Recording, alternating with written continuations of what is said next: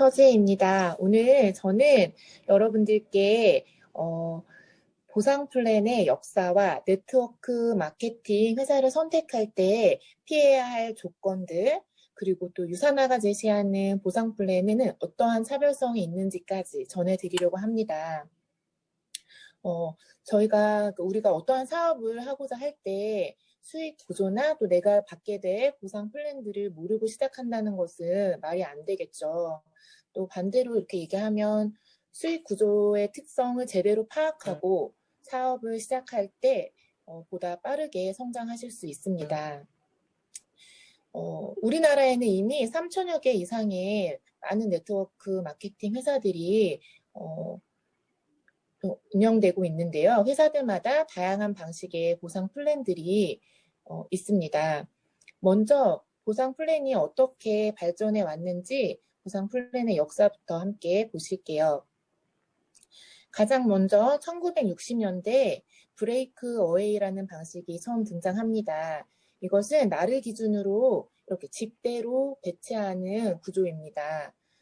예를 들어 6명의 파트너와 내가 함께 사업을 진행한다고 했을 때 나를 기준으로 이렇게 6명을 배치합니다. 그러면 내가 이 6명을 모두 혼자서 관리하고 후원해야 하기 때문에 굉장히 버겁고 힘이 들겠죠. 그래서 이런 문제를 보완하기 위해 1980년대 유니레벨이라는 방식이 나옵니다. 유니레벨 방식은 나를 기준으로 하루에 3명씩 또 3명씩 이렇게 배치해 나가는 구조인데요.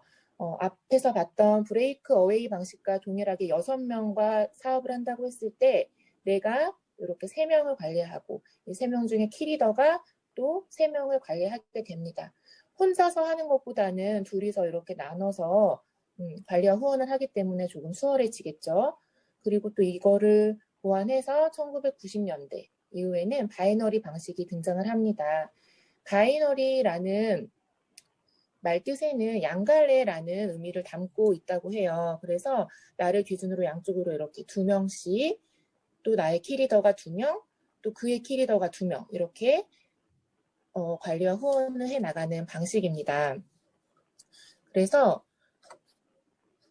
이 앞에서 이전에 보셨던 브레이크 어웨이나 유니레벨 방식보다는 관리와 후원적인 면에서도 훨씬 수월하고 또 수익의 혜택을 보는 구조도 브레이크 어웨이 방식 같은 경우에는 나 혼자서 다 수익의 혜택을 보고 또 유니레벨 방식은 이렇게 나와 키리더 2명이 보게 되고 바이너리 구조로 봤을 때는 나와 또 이렇게 키리더가 2명 이렇게 해서 수익 혜택을 보게 됩니다. 그러니까 수익의 혜택을 보는 사람도 늘어나고 관리와 후원도 훨씬 수월해져서 90년대 이후에 이렇게 나온 회사들은 거의 지금 대부분 바이너리 방식을 행하고 있다고 합니다. 네, 다음. 네. 그러면 이렇게 보상 플랜이 계속해서 보완해 오고 발전을 해오고 있음에도 불구하고 많은 회사들이 또 기본과 그런 원칙을 지키지 않아서 네트워크 마케팅에 대한 선입견도 좋지가 않고 또 많은 피해도 발생하고 있다고 합니다. 그래서 전문가들은 이러한 보상 플랜을 가지고 있는 회사는 꼭 피하라면서 여러 가지 조건을 제시하고 있는데요. 그 조건들을 한번 같이 보실게요. 첫 번째는 비율을 적용하는 회사입니다. 이 말은 이렇게 내 하부에 있는 라인의 파트너들의 수당을 이렇게 실적을 5대 3대 1 혹은 2대 1 이렇게 비율을 맞춰야만 수당이 발생이 된다고 합니다. 그래서 비율이 맞지 않으면 수당 자체가 발생이 되지 않는 굉장히 좋지 않은 그런 조건입니다. 그 다음은 구간 비율을 적용하는 회사인데요. 이렇게 직급이나 또 실적에 따라서 맨 하부라인은 5%, 또 누구는 10%, 누구는 15% 이렇게 불평등하게 서로 다르게 수당을 지급하는 회사들이 있습니다. 이런 구조는 위에 있는 사람들만 배불리는 그런 구조이기 때문에 하부에 있는 파트너들 이제 시작한 그런 사업자들이 막 소득을 만들어 나가기는 좀 굉장히 힘든 구조가 됩니다. 그래서 이런 회사도 꼭 피하셔야 합니다. 다음은 자녀 실적을 소멸하는 회사인데요. 주정산 혹은 뭐 월정산 이렇게 하는 회사들에 그렇게 정산을 하고 나서 나머지 그런 포인트들을 전부 소멸시켜 버리는 회사입니다. 이렇게 되면 실적을 좀 쌓아가기도 힘들 뿐만 아니라 계속 제로 베이스부터 계속해서 시작을 해나가야 되기 때문에 굉장히 좀 버겁겠죠. 그래서 이렇게 다 소멸시켜버리는 그런 그런 조건 항목이 있는지 이런 거는 꼭 한번 살펴보셔야 합니다. 다음은 세대 제한이 없는 회사를 선택하셔야 되는데요. 이 세대 제한이라는 말은 나를 기준으로 이렇게 3명 혹은 5명까지 제한을 하는 거예요. 그래서 그 아래에 있는 하부라인에 있는 사람 파트너들의 그런 실적은 나에게 공유받지 못하게 제한을 하는 겁니다. 그래서 나는 내가 소개한 파트너들의 이 3명까지만 실적을 공유받고 그 하부에 있는 파트너들에게 이렇게 실적을 공유받지 못하게 된다면 이 상위에 있는 스폰서들이 솔직히 하위에 있는 나와 관련 없는 하부 라인을 위해서 후원과 교육하기도 힘들어질 뿐만 아니라 또 많은 실적을 쌓아가는 것도 어려운 일이 되겠죠. 그래서 이것도 한번 따져보셔야 합니다. 다음은 수당 제한. 수당 제한이 일정한 수당이 되면은 그 이상은 지급하지 않는 그런 수당 제한이 있는 회사도 있고요. 일회성으로 한 번만 주는 직급 수당을 한 번만 딱 처음에 주고 끝내는 회사도 있고요. 그다음에 사업을 멈추거나 실적이 발생되지 않는다고 해서 강제 탈퇴를 시켜버리는 롤업 제도가 있는 회사, 또 내가 소개한 이 사람이 사업을 멈췄을 때 그의 하부라인에 있는 파트너들의 이런 실적을 공유받지 못하게 제한을 해버리는 그런 회사도 있다고 합니다. 그리고 마지막으로 내가 이렇게 열심히 만들어 놓은 권리 소득을 나의 자식들에게 이렇게 상속할 수 없게 또 제한을 해놓는 회사도 굉장히 많다고 합니다. 그래서 이러한 부분들을 꼭 잘 따져보시고 회사를 선택하셔야 하고 우리는 유산하라는 회사를 선택했잖아요. 그러면 이 유산하가 가지고 있는 보상 플랜들은 이러한 PAR 조건이 있는지 또 제가 한번 같이 설명해 드릴게요.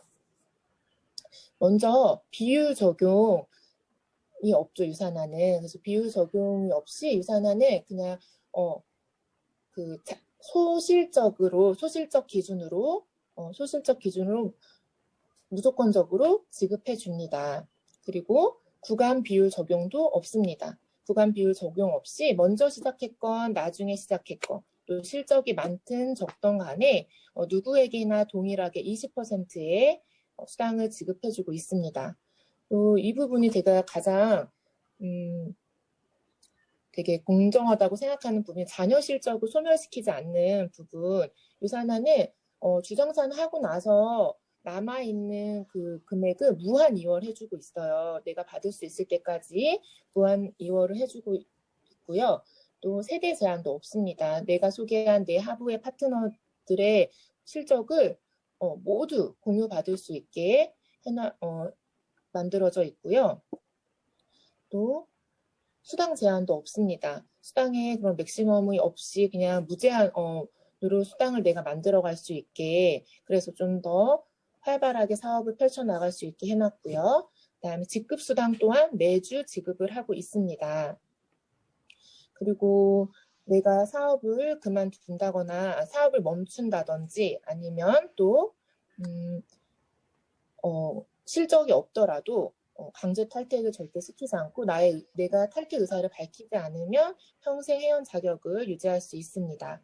또 내가 소개한 사람이 사업을 그만두거나 이제 탈퇴를 하더라도 그 하부에 있던 라인의 그런 파트너들의 실적까지도 모두 계속해서 공유받을 수 있습니다. 마지막으로 가장 큰 매력이 있는 이 상속, 대대손손 계속해서 상속을 해나갈 수 있게 그런 상속의 제한도 전혀 없습니다. 그래서 정말 좀 저도 이렇게 보상 플랜을 보고 유산화를 되게 선택했는데 이러한 좀 이렇게 완벽한 보상 플랜은 좀 없는 것 같아요. 굉장히 합리적인 보상 플랜을 가지고 있는 회사가 바로 유사나입니다. 그래서 이런 회사를 선택하셔야 후회가 없으시겠죠. 네, 여기까지입니다.